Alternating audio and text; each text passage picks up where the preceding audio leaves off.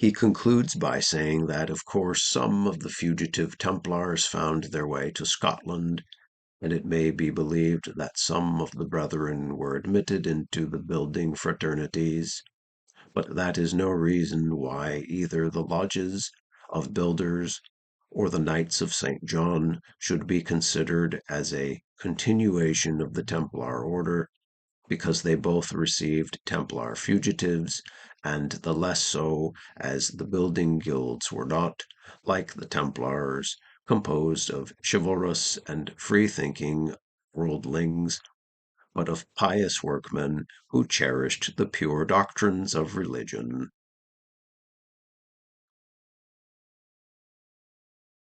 The anxiety of certain theorists to connect Templarism with Freemasonry has led to the invention of other fables in which the Hiramic legend of the master's degree is replaced by others referring to events said to have occurred in the history of the knightly order.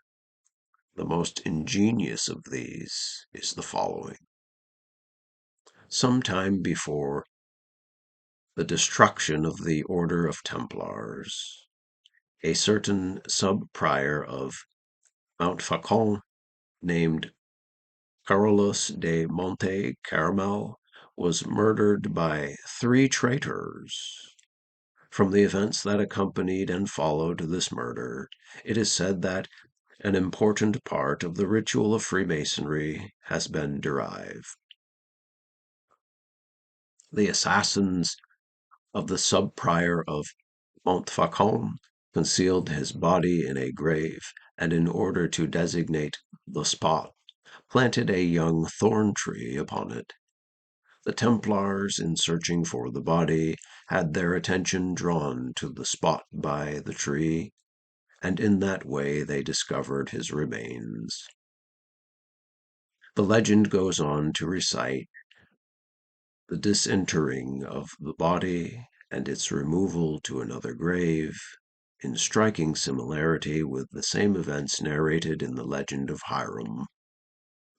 Another theory connects the martyrdom of James de Molay, the last Grand Master of the Templars, with the legend of the 3rd degree, and supposes that in that legend, as now preserved in the Masonic ritual, Hiram has been made to replace de Molay, that the fact of the Templar fusion into Masonry might be concealed. Thus the events which in the genuine Masonic legend are referred to Hiram of Biff are, in the Templar legend, made applicable to de Molay. The 3 assassins are said to be Pope Clement V, Philip the Fair, King of France, and a Templar named Naphodé, who betrayed the order.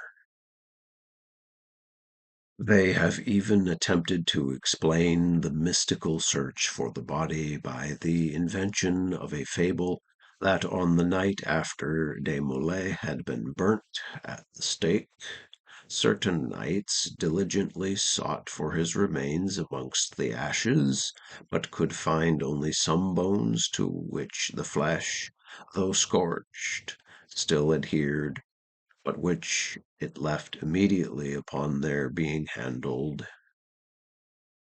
And in this way they explain the origin of the substitute word according to the mistranslation too generally accepted.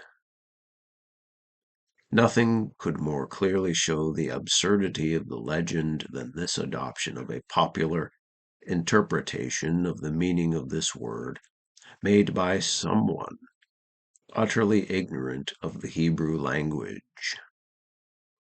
The word, as is now well known to all scholars, has a totally different signification. But it is scarcely necessary to look to so unessential a part of the narrative for proof that the whole legend of the connection of Templarism with Freemasonry is irreconcilable with the facts of history. The legend of Bruce and Bannockburn has already been disposed of. The story has no historical foundation. The other legend that makes Dumont and his companions founders of the Masonic order in Scotland by amalgamating the knights with the fraternity of builders is equally devoid of an historical basis. But besides, there is a feature of improbability, if not of impossibility, about it.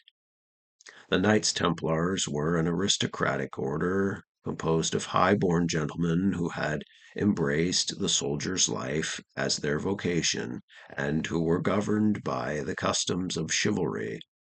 In those days, there was a much wider line of demarcation drawn between the various castes of society than exists at the present day.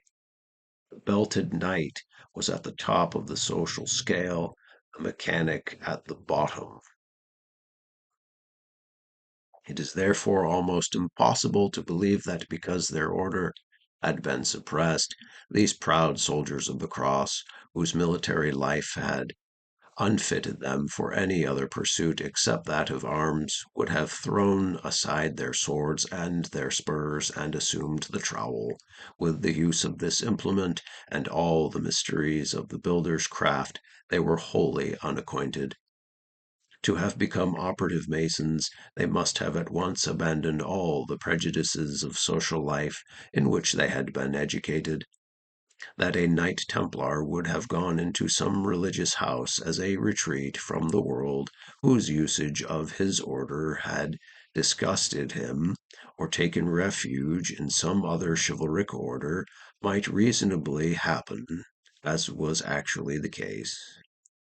But that these knights would have willingly transformed themselves into stone masons and daily workmen is a supposition too absurd to extort belief even from the most credulous.